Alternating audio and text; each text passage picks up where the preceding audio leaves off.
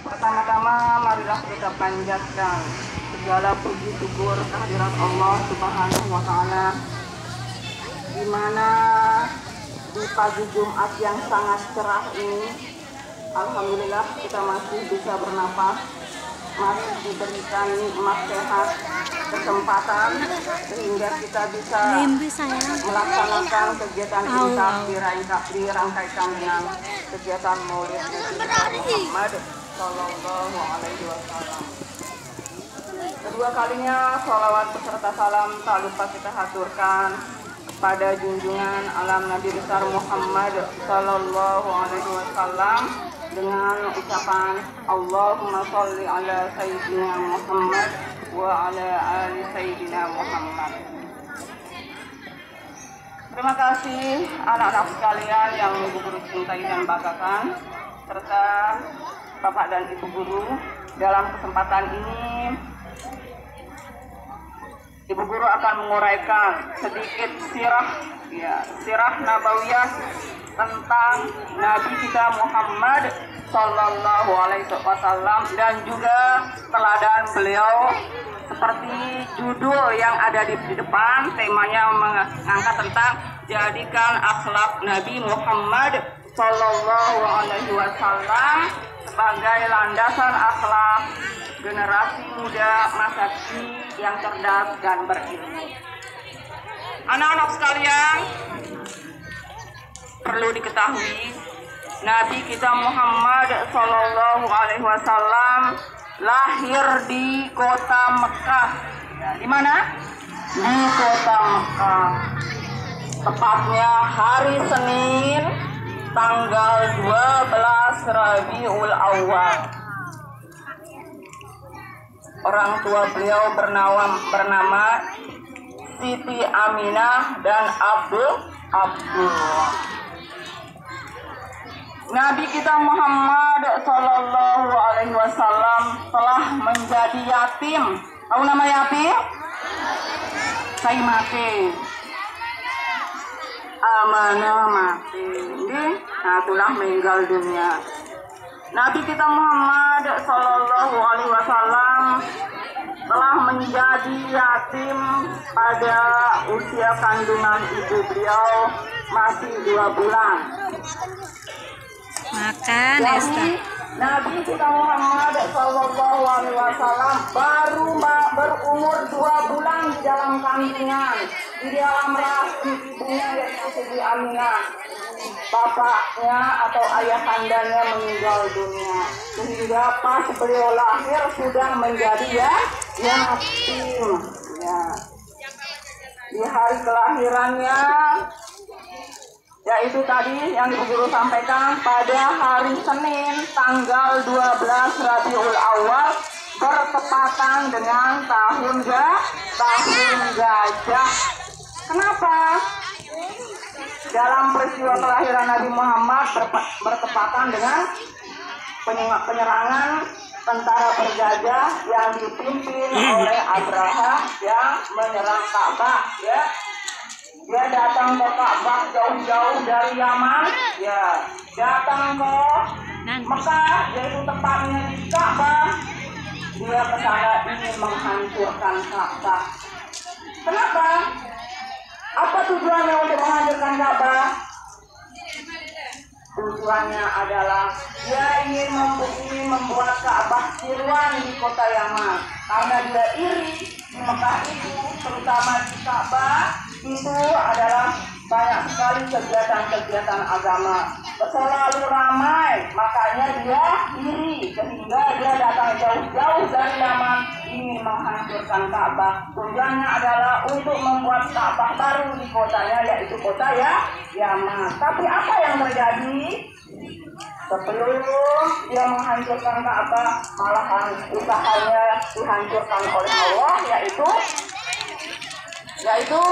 Allah turunkan burung ababil.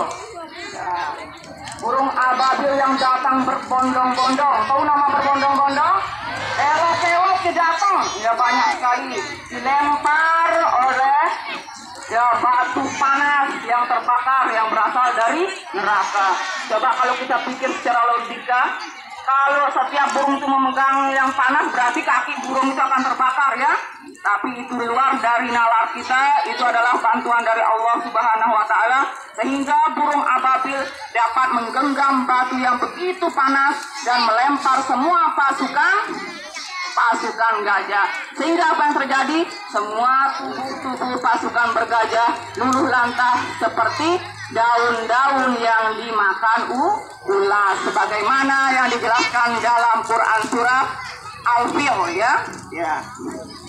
Anak-anak sekalian, kita lanjutkan.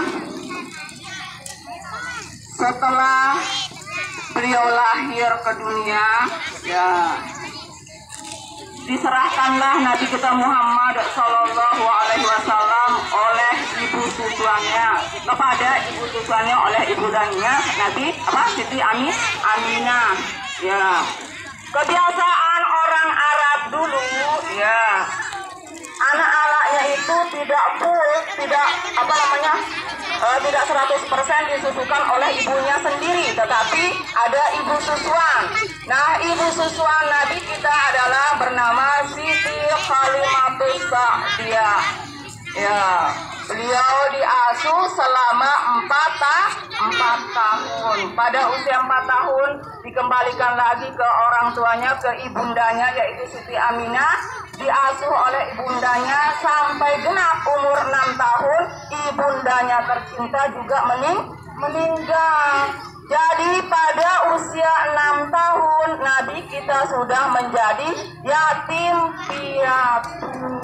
Para yatim piatu, bapaknya sudah meninggal, ibunya juga sudah meninggal. Terus siapa temannya Nabi? Siapa yang merawat Nabi? Yang merawat Nabi adalah kakeknya. Apa kakek? Papu mama. Ya, diasuh oleh kakeknya yang bernama Abdul Muthalib. Ya, siapa namanya? Abdul Muthalib. Selang 2 tahun kakeknya juga meninggal. Siapa yang ngasuh? Pamannya. Siapa nama paman beliau? Abu Thalib. Ya, diasuh oleh pamannya Abu Thalib. Selama pengasuhan beliau diajak berdagang. Nah, Nabi kita Muhammad Sallallahu Alaihi Wasallam mulai ikut berdagang. Ya, mengikuti pamannya yaitu Abu Thalib. Singkatnya, pada usia remaja, ya, menjelang dewasa, tepatnya pada usia 25 tahun, Nabi kita Muhammad Sallallahu Alaihi Wasallam menikah, berkeluarga. Istrinya bernama Siti Khadijah. Ya. Selama perkawinan beliau mengikuti jejak istrinya yaitu berdagang. Karena apa? Istrinya adalah orang kaya, saudagar kaya, yaitu apa? Ya, berdagang kain. Selama usia menjelang 26, 27, 28 sampai menjelang 40 tahun barulah Nabi kita diangkat oleh Allah Subhanahu wa Ta'ala menjadi utusan yang terakhir, yaitu sebagai Nabi dan Rasul. Makanya Nabi kita Muhammad Sallallahu Alaihi Wasallam adalah Nabi yang terakhir, Nabi penutup. Nah, apa maksudnya? Tidak ada Nabi setelah Nabi kita Muhammad Sallallahu Alaihi Wasallam. Kalau ada yang mengaku dirinya Nabi, berarti itu Nabi palsu. Dia berdusta, dia berbohong. Jadi narak Nabi nih setelah Nabi kita Muhammad Sallallahu Alaihi Wasallam. Jadi tidak ada Nabi setelah beliau karena beliau adalah Nabi penutup. Pertama, setelah diangkat Nabi kita sebagai Nabi dan Rasul oleh Allah Subhanahu wa Ta'ala, beliau berdakwah. menyampaikan risalah yang diwahyukan oleh Allah Subhanahu wa Ta'ala dan akan disampaikan kepada umatnya. Pertama disampaikan secara sembunyi-sembunyi, selanjutnya secara terang-terangan, sampai pada akhirnya Islam diterima di kota Mekah, di Madinah, dan seluruh Jazirah Arab. Nabi kita Muhammad SAW menyebarkannya selama 23 tahun. 13 tahun di Mekah dan 10 tahun di Madinah. Ya, selama itu Nabi kita menerima wahyu di Mekah selama 13 tahun, yaitu kitab suci Al-Quran, dan 10 tahun di Madinah. Jadi Al-Quran yang kita baca dari juz 1 sampai juz 30 itu tidak serta-merta Muhammad. Kitab suci Al-Quran itu diturunkan oleh Allah kepada Nabi kita Muhammad SAW melalui perantara malaikat Jibril, diturunkan secara berangsur-angsur, secara okol-okol sekecil, okol-okol separuh nih. Selama 23 tahun, 13 tahunnya di Mekah, 10 tahunnya di Madinah, sehingga kurang lebih Nabi kita menerima kitab suci Al-Quran selama 23 tahun. Saya belum ketahuan 23 ditambah 40. Saya tahu berapa? 63. Jadi genap 63 tahun Nabi kita menghembuskan nafas yang terakhir. Inna lillahi wa inna ilaihi raji'un. Pada usia 63 tahun Nabi kita meninggal dunia, sehingga apa?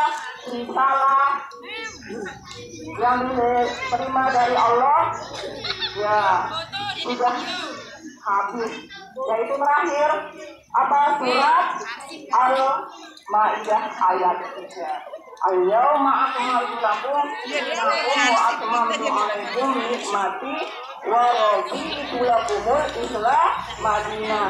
Itu adalah ayat terakhir. Jadi tidak ada ayat yang turun setelah itu. Ya, itu adalah ayat terakhir, berarti apa? Tugas beliau sudah berakhir. Ya, tepat waktu itu beliau mengadakan haji wada atau haji perpisahan. Sepulang dari sana beliau demam tinggi, sehingga beliau diambil oleh Allah Subhanahu wa Ta'ala genap dalam usia 63 tahun. Tapi sebelum beliau meninggal, ada pesan beliau. Apa? Apa pesan beliau? Pesannya adalah tidak ada yang aku tinggalkan, tidak ada harta spesial pun ya Nabi kita tinggalkan. Cuma apa yang ditinggalkan oleh beliau? Ada dua. Apa? Pertama Al-Quran, yang kedua adalah sunnah-sunnah. Apa itu sunnah? Mulai dari kepribadian beliau, dari ucapan, dari tingkah laku, itu yang patut kita teladani. Apa itu teladani? Kita ikuti, kita contoh. Kepribadian beliau, akhlak beliau, itu semuanya harus kita contoh. Karena apa? Beliau berkata, jika kalian mengikuti Al-Quran dan sunnahku, insya Allah kalian akan selamat dunia dan akhirat. Ingat ya, dua pedoman kita hidup di dunia ini, yaitu Al-Quran dan sunnah Nabi Muhammad Sallallahu Alaihi Wasallam. Berkaitan dengan tema yang di depan, ya, jadikan akhlak Nabi Muhammad sebagai landasan akhlak generasi muda masa kini yang cerdas dan berilmu. Jadi kita datang ke sekolah ini, datang ke sekolah ini salah satu dari apa? Dari yang disunahkan oleh Nabi Muhammad Sallallahu Alaihi Wasallam. Ini juga termasuk adab kita makan minum, juga diajarkan oleh Nabi Muhammad Muhammad Sallallahu Alaihi Wasallam. Kita mendengarkan majelis ilmu juga termasuk sunnah Nabi Muhammad Sallallahu Alaihi Wasallam. Ibu guru berbicara, kalian berbicara, bu guru jadi dagang obat. Ibu guru berbicara, kalian berbicara, bu guru jadi dagang obat. Tahu maksudnya? Kalah dagang obat itu kan bu guru. Iya, nggak ada yang mendengarkan. Nggak apa-apa sambil makan, tapi telinganya fokus dengarkan bu guru ya. Ya, ibu guru lanjutkan. Kita hidup di dunia ini harus berpedoman pada dua pedoman. Apa saja? Pertama tadi apa? Al-Quran, dan yang kedua adalah sunnah Nabi Muhammad Sallallahu Alaihi Wasallam. Ya, supaya kita apa? Supaya selamat di dunia maupun di akhirat. Anak-anak sekalian yang ibu guru cintai dan banggakan, ya, kita semua berharap selama hayat masih di kandung badan, segala apapun yang kita lakukan, mudah-mudahan kita selalu berpedoman, ya, selalu berpedoman kepada yang dua, apa itu? Yang pertama Al-Quran, yang kedua sunnah Rasulullah Sallallahu Alaihi Wasallam. Karena apa?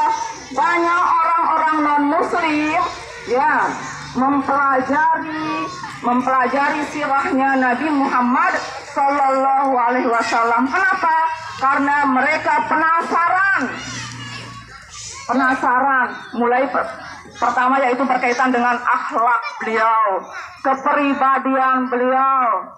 Ya, karena apa? Apalagi kita ya sebagai umat Muslim, kita harus menjadikan Nabi Muhammad sebagai suri tauladan yang baik, ya, untuk kita ikuti. Suri tauladan artinya sebagai contoh yang baik yang harus kita ikuti. Dan apa yang kita lakukan bukan cuma sekedar mendengar, melihat, tapi kita amalkan dalam kehidupan sehari-hari. Ya, baiklah anak sekalian yang ibu guru cintai dan banggakan, mudah-mudahan ya kita nanti kelak di akhirat mendapatkan syafaat Nabi Muhammad Sallallahu Alaihi Wasallam. Melalui momentum peringatan Maulid ini, mudah-mudahan anak-anakku di SDN 3 Pringgabaya memiliki akhlak seperti akhlak yang diajarkan oleh Nabi kita Muhammad Sallallahu Alaihi Wasallam. Cukup sekian dari Bu Guru, mungkin ada tambahan dari Bapak dan Ibu Guru yang lain. Cukup sekian, Assalamualaikum warahmatullahi wabarakatuh. Waalaikumsalam warahmatullahi wabarakatuh.